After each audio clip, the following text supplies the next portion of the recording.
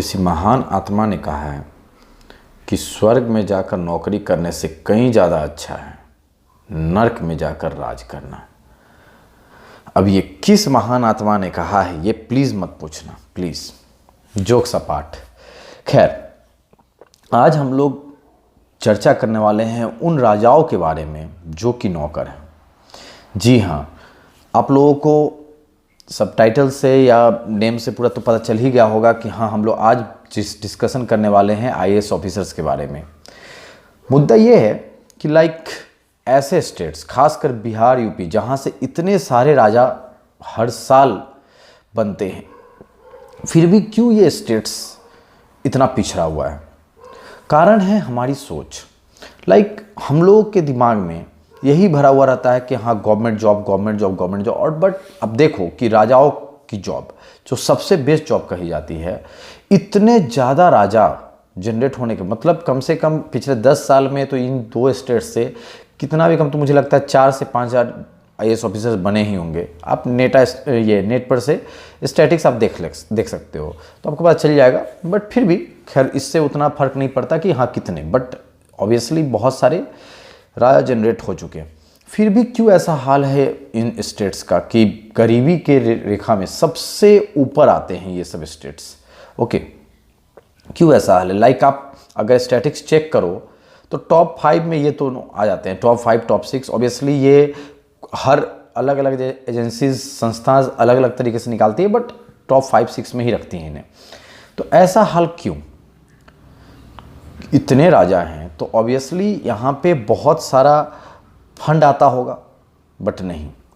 इसलिए क्योंकि हमारी मेंटलिटी ही ऐसी है कि हम लोग हमेशा सेफ जोन खोजते हैं और सेफ जोन के चक्कर में अनसेफ ज़्यादा हो जाते हैं। फॉर एग्जाम्पल, एक आईएएस ऑफिसर अगर कोई बनता है, जो कि आप लोग के आसपास में बहुत सारे ऐसे होंगे जो रिटायर्ड आईएएस ऑफिसर होंगे, उनकी अगर घर की आप स्थिति देखोगे तो ऑब्वियसली अगर रिटायर्ड है तो अच्छा घर होगा, पैसा भी होगा, बट उसके बाद आप देखोगे कि यहाँ 1-2 जनरेशन होते होते वो लोग का ऑब्वियसली अच्छा खासा तरीका से जीने का एक तरीका अच्छा है, बट ऐसा नहीं कि हाँ बहुत ही अच्छे जगह पे हर कोई सेट है अगर आगे का जनरेशन कोई अच्छा सेटअप नहीं डाल पाया तो।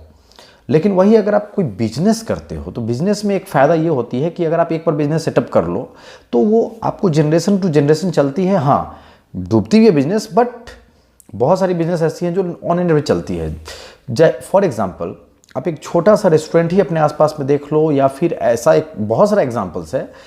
वहाँ पे आप देखोगे तो पर डे की इनकम 5,000-6,000 तक होती है पर डे की। ये छोटा मोटा रेस्टोरेंट का बात कर रहा हूँ। तो वो अब क्या होगा कि अगर अगला जनरेशन नहीं पढ़ाई लिखाई भी करता है और अगर सिंपली अगर बैठ के इस हिसाब से मार्केट के हिसाब से काम करते रहे तो भी वो लोग उस रेस्टोरेंट से कमा कर खाते रहता है। ऐसा बहुत सारे रेस्टोरेंट्स आप देखोगे, बहुत सारा मिठाई का दुकान दिखा होगा जो लगातार चलते आ रहा है।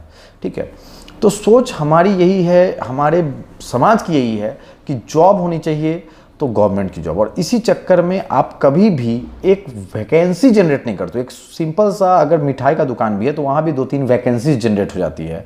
अगर एक रेस्टोरेंट है तो वहाँ पे 5-6 वैकेंसीज कम से कम जनरेट हो जाती है। और अगर अच्छा रेस्टोरेंट चल गया या फिर चेन बनने लगा रेस्टोरेंट्स का बहुत सारी जगहों पर, तब तो फिर पूछो ही मत। ठीक है, हर रेस्टोरेंट में कम से कम 20-25 लोग काम करते हैं, मतलब कि ये एक चेन बनेगा और 50-50, 40-40 का जॉब देते जाएगा, तो उसके बाद तो पूछो ही मत। और वैसे वैसे रेस्टोरेंट्स की एक दिन की इनकम 1.5 लाख, 2 लाख, 2.5 लाख ऐसे भी होते हैं। ठीक है, ऐसे कुछ नाम हैं जो मैं यहाँ लेना नहीं चाहूँगा, बट आप खुद पता कर सकते हो और पता क्या करना आपके आसपास में होंगे भी।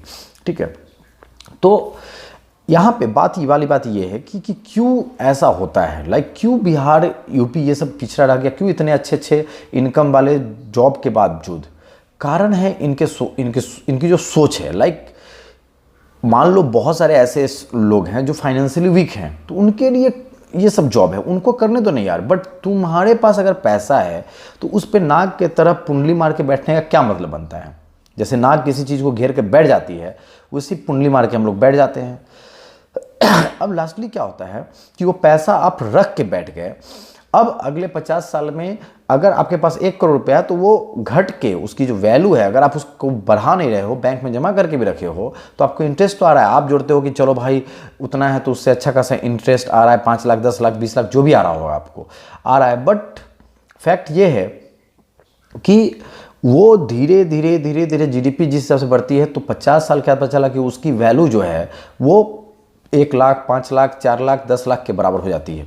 ठीक है, वही अगर आप इन्वेस्ट कर दिए रहते तो हो सकता है कि आपका पैसा डूब भी जाता।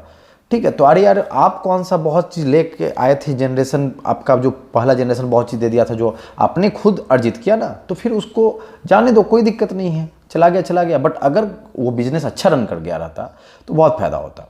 तो बेसिकली क्या है, इतना ही नहीं, जॉब में भी अगर लोग प्राइवेट जॉब भी करते हैं तब भी लोगों को प्रॉब्लम है, गवर्नमेंट जॉब ही होना चाहिए। फॉर एग्जांपल अभी आपने सुना होगा कि लाइक IIT BHU से एक बच्चे का 2.5 करोड़ के आसपास, like I don't remember the exact amount but it was around 2 lakh something, 2 crore something lakhs. Okay, तो 2 करोड़ समथिंग लैख का अगर जॉब लग रहा है तो ये एक बहुत बड़ा बात है।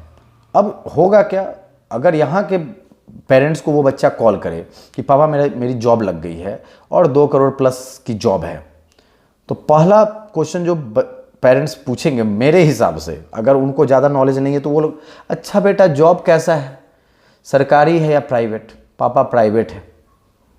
ठीक है बेटा करो, लेकिन बीच में गवर्नमेंट जॉब का तैयारी करते रहना, ऐसे लोग बोलते हैं। ठीक है, आपने सुना होगा बहुत लोग गूगल में, माइक्रोसॉफ्ट में काम करते हुए भी ऐसा मीम्स बनते हुए रहता है, तो ये फैक्ट भी है। तो जब तक ये लोग अपना मेंटेलिटी चेंज नहीं करेंगे तब तक चेंज नहीं होने वाला। आज के समय में आप लोगों ने सुना होगा MBA चाय वाला। ठीक है, MBA करके जब उसने चाय की दुकान खोली होगी तो कितना उसे सुनना पड़ा होगा समाज से, बट आज देखो फेमस हो गया वो।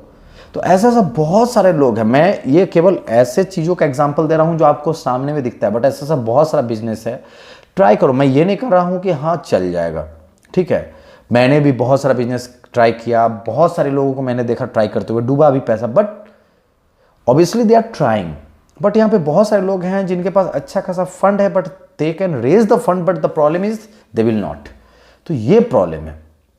तो सबसे पहले तो हमें अपनी मेंटेलिटी चेंज करनी पड़ेगी, रिस्क टेकिंग जो सेंस है, जो मेंटेलिटी है वो लानी पड़ेगी, ताकि रिस्क लेकर थोड़ा सा आगे बढ़ने की कोशिश करें।